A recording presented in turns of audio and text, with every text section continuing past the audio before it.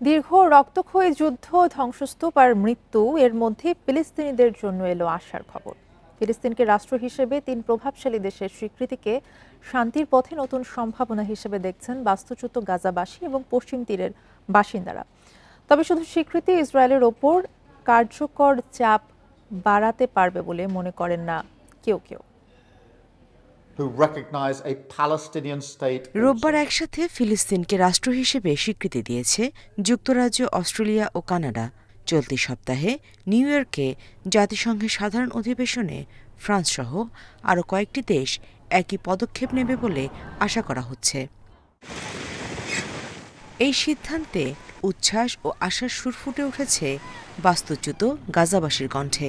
তাদের বিশ্বাস, এটি হয়তো শান্তির পথে এক নতুন দিগন্ত খুলে দেবে। তবে অনেকেই মনে করছেন শুধু স্বীকৃতি যথেষ্ট নয়, ইসরায়েলের ওপর কার্যকর আন্তর্জাতিক চাপ সৃষ্টি এখন সবচেয়ে জরুরি।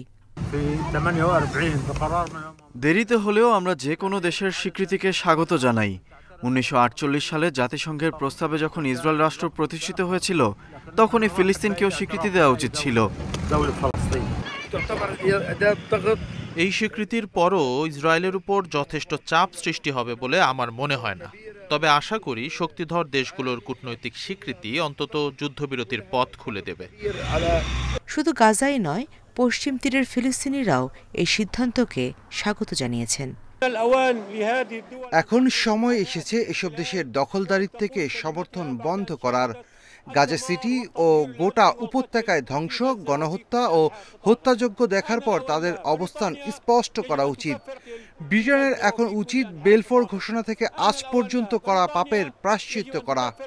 আমরা ফিলিস্তিনরা চাই পৃথিবীর অন্য সব মানুষের মতোই স্বাভাবিকভাবে বাঁচতে।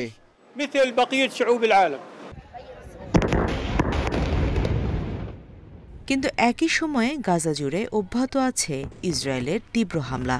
প্রত্যক্ষদর্শীরা জানান, রোববার দক্ষিণ পূর্ব শহরতলি তেল আল হাওয়া দিয়ে পশ্চিম দিকে অগ্রসর হয়েছে Israeli tank. Nusrat Serin, Independent news.